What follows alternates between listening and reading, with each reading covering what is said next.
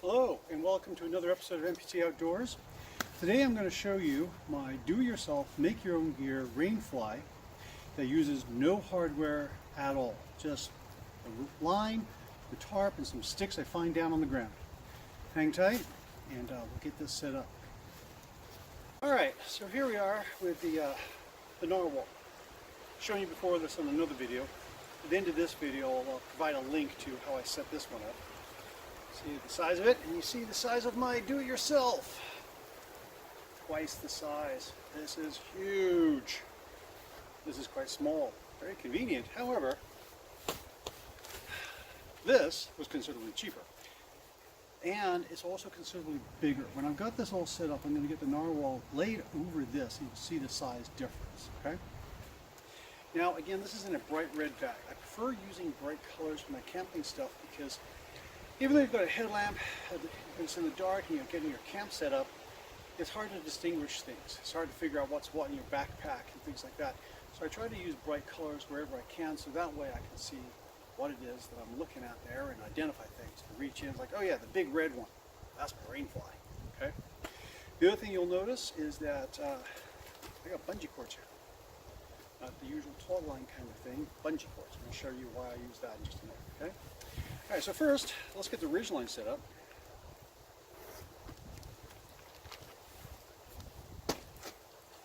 All right, bright blue 550 paracord with reflective material sewn in. I highly recommend bright blue, bright yellow, bright green, what have you, any kind of color like that for your paracord when you're rigging up lines. It greatly reduces the chances of tripping or having a ridge line about this height and someone walking into it. You don't want that. Have something bright so that people can see it, okay? All right, let me get this around this tree here, and then I'll walk it down to the other tree, tie it off, and I'll set up the tarp. All right.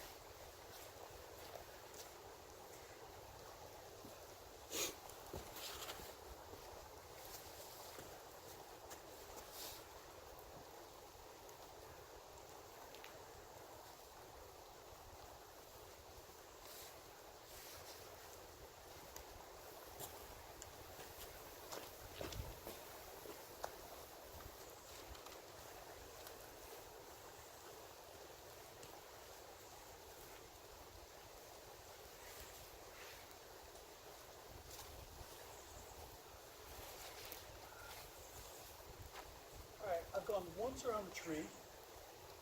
What I'm going to do, I'm going to loop it over the ridge line, hold that tight, and go back around the other way.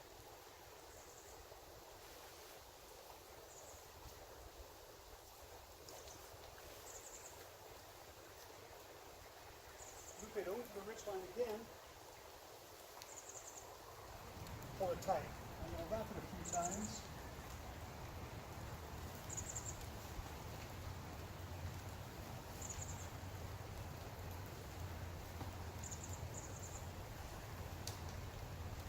Hold that tight.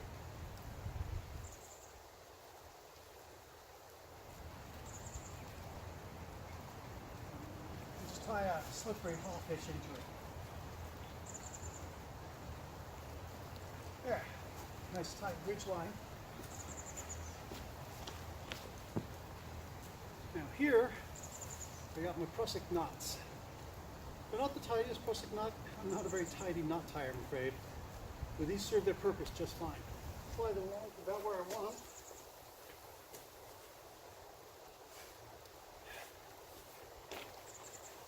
And now, it's time for the tarp. Gonna get my bungee cords off and my stakes.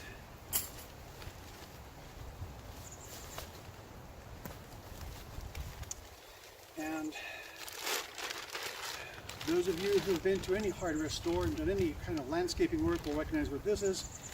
Yep, 3mm landscaping plastic. At the ends, I've got not a rock or anything like that, but a little bowl of foam tied right in there with, again, bright blue reflective paracord. show you what I use that for right now.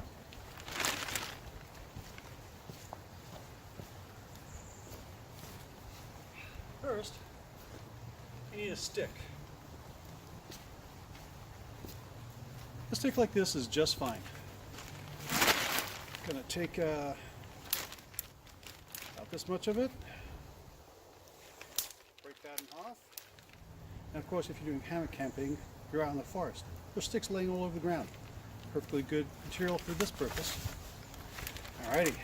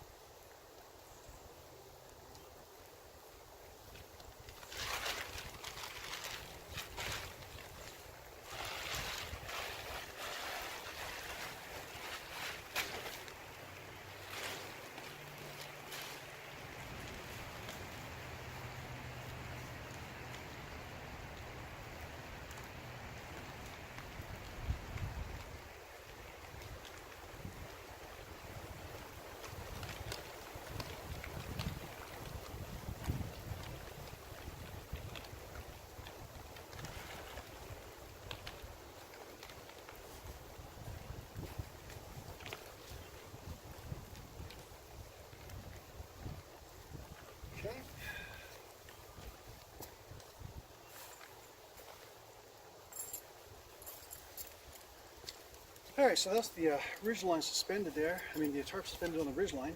I'm going to stake it down.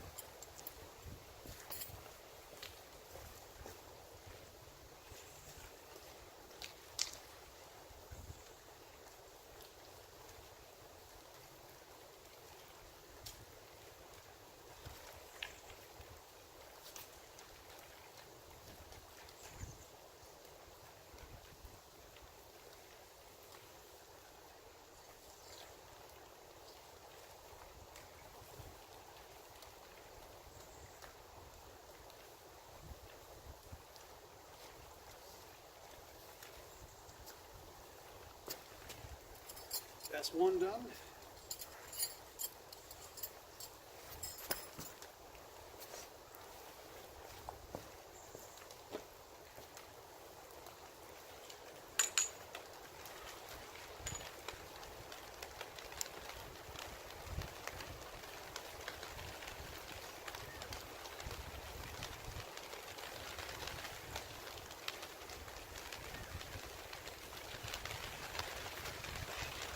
That's the other.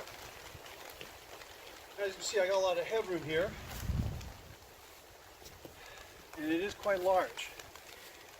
It's also all black, which, to be honest, sometimes when I'm out camping in the summertime and dawns at 4:30 in the morning up here in the northern end of the United States, 4:30 is just too early to get up.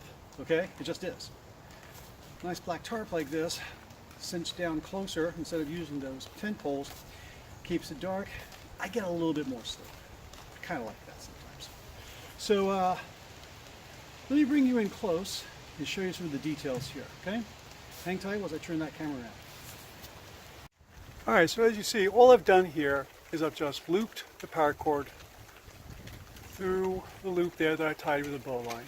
That's all there is to it. Just threads through there. Following this reflective paracord down here, we get to this little arrangement. All I've done is put that stick through here, and then looped it through that prusik knot, and then pulled this tight. Okay. When I want to release, it's a very simple matter of just snapping this stick, and it all comes out. Okay. Very easy setup. Nothing complicated in the way of knots really here. A prusik knot, very simple knot to create. You can find the instructions on those in just about, I don't know, thousands of different websites and YouTube videos. And here, you see some of the detail of how I've done this. All that is in there in that little ball is just a piece of styrofoam that I tied a loop around, pulled it tight, and that's it. Coming down here, again, very simple. I've just got my hiking pole here. The tarp goes through here. Same arrangement as on that other corner with the styrofoam. down to my bungee cord and staked in. Very simple setup, nothing too complicated, quick and easy to set up. Come in under the tarp here, and as you can see, you've got a lot of room here. Okay? Let's get down to the end where I tie it off against that other tree. Give you a look at that as well here, just so you've got a clearer view. Alright, you see how that's put together? Okay, good. Wrapped around the tree a couple of times, wrapped it around the ridgeline a couple of times, and just tied a slippery half hitch there. So when I want to get out of here, I just pull on this one here, it releases, and I'm good. Okay? Oh, I love the sound of rain. I don't know, maybe it's because I was born in England and I've spent most of my life here in the Pacific Northwest. I love the sound of rain. I know, folks from further south may not agree with me, but I guess it's just a Pacific Northwest thing. Alright, so let me get this turned around, and I'm going to show you then the Gnarwhal over this hammock, over this tarp, excuse me, and show you the size difference, okay? Alright. Alright, so let me get the Gnarwhal, and I'll put it over this, and you can see what the difference looks like, okay?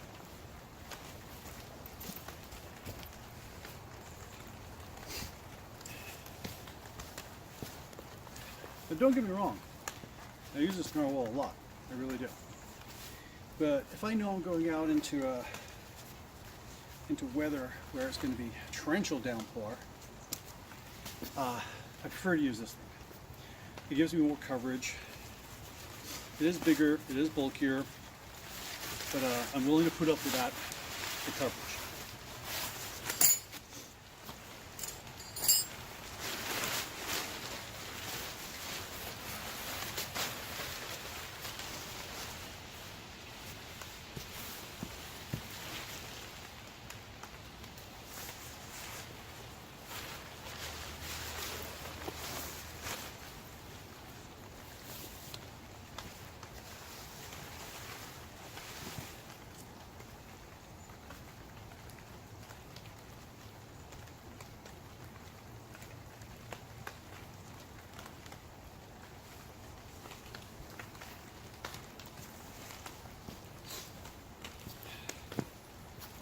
Now the first thing you'll probably notice over there at that end, right there, is that the Gnarwhal is not as long as this plastic tarp is.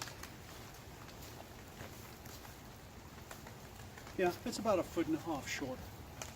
That extra length, when I'm out in those torrential downpours, means that there's less chance of the rain coming into my hammock or where my gear is stowed.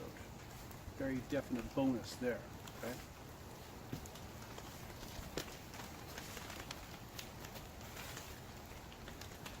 The other thing you'll notice is that where this ends, my plastic tarp continues for another, what, 1.5 feet again, 18 inches, 20 inches. That gives me that little bit of extra length. Now if it is a torrential downpour, I rig it like this.